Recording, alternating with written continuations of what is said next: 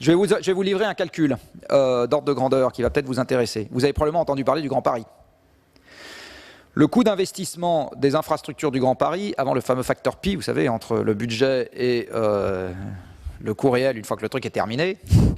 Je rigole parce que l'autre jour, j'ai entendu Duflo à la radio dire « Est-ce que vous connaissez un autre truc que l'EPR pour lequel le coût double en cours de route ?» Et c'est dommage que je n'ai pas été à côté d'elle parce que j'ai eu envie de lui dire « Tout prototype industriel, le facteur pi, il est valable absolument partout. » Et c'est vrai aussi dans les développements de logiciels, le fameux facteur pi, vous savez, entre le truc qui fait papa-maman qu'on vous vend pour 100, qui finira par coûter 300 à l'arrivée, enfin, c'est valable absolument partout.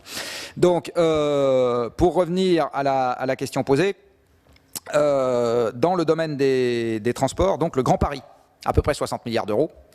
Nos calculs, c'est que ça va déplacer de l'ordre de 2 à 3% de la mobilité motorisée des franciliens. Explication ? Explication, ou bien vous mettez les lignes de transport en commun dans des zones denses où déjà très peu de gens utilisent leur voiture. Les gens marchent, utilisent le bus, utilisent le métro, etc. Donc vous allez avoir essentiellement du report modal en provenance de gens qui ne se déplacent pas en voiture, plus de l'induction de trafic. L'induction de trafic, c'est moi chez moi, j'avais l'intention de rester chez moi, puisque le métro passe en bas de chez moi, je le prends et je vais me balader ailleurs. Hein. Eh bien, le vrai report modal en provenance de la voiture, il est marginal dans cette histoire. Ou bien vous vous mettez en zone peu dense. Donc vous faites une station de métro au milieu de la Pampa, c'est-à-dire au plateau de Saclay. Et à ce moment, comme la zone d'attraction de la gare est de 1 à 2 km, si vous êtes en zone peu dense, vous attirez personne, et donc personne avec une voiture. Enfin, les gens ont tous une voiture, mais vous n'en attirez pas beaucoup. Ils vont directement au lieu. Voilà. Et soit dit en passant, la construction des stations de métro dans la Pampa, c'est-à-dire à Saclay, va commencer par produire un premier effet qui est que dès qu'on saura que la station de métro va se construire, on construit à côté, pour héberger des gens qui habiteront à Perpète, parce qu'à ce moment-là, il n'y aura pas le métro et viendront en voiture, et le jour où il y aura le métro, ils ne déménageront pas de Perpète de là où ils sont pour aller se mettre ailleurs, donc vous aurez mis les gens dans un squeeze, dans un corner, dont ils ne sortiront pas parce que le métro arrive.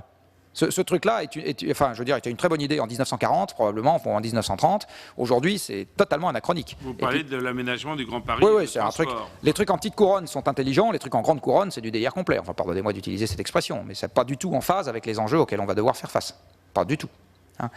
Donc, pour en revenir à ce que c'est du gaspillage d'argent public. Total. Pour en revenir à ce que je disais sur les transports, donc 60 milliards, le Grand Paris, 2 à 3% de la mobilité motorisée. Je reprends l'exemple de mes voitures qui ne consomment pas beaucoup. Donc je commence par planter des banderilles dans le dos de Renault et de Peugeot, ils me sortent mes 2 chevaux. Et là, je mets une prime à la casse sur la totalité du prix d'achat de la voiture pour tous les ménages franciliens qui mettent à la casse leur voiture à 6 litres au 100 pour m'acheter ma voiture à 1,5 litre. Il y a 6 millions de voitures en Ile-de-France, 6 millions x 10 000, 60 milliards. Dans le premier cas de figure, j'ai changé la vie de 3% des gens qui utilisent une voiture. Dans le deuxième cas de figure, j'ai changé la vie de tous les gens qui utilisent une voiture pour la même somme d'argent public. La même.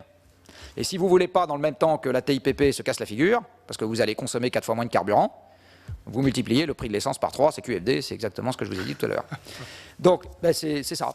Donc, voilà un exemple de mesure dans laquelle vous avez résolu le problème à urbanisme constant, parce que ce n'est pas en 10 ans que vous allez faire déménager de banlieues lointaines tous les gens qui n'auront plus rien à y faire dans 50. Pour ça, il vous faut 50 à 100 ans. En version sympathique, sinon vous déportez tout le monde, c'est pas sympathique. Donc en version sympathique, pour modifier la forme des villes, il faut 50 à 100 ans. Et pour répondre à la contrainte pétrolière qui commence à s'exercer aujourd'hui et qui va devenir particulièrement mordante dans les 10 à 15 ans qui viennent, vous n'avez pas d'autre choix que de baisser très très vite à technologie constante, parce que le seul truc qu'on sait faire facilement aujourd'hui, c'est des voitures à pétrole, la consommation unitaire des véhicules. Et à ce compte-là, vous sauvez la stabilité dans une bonne partie de la couronne francilienne.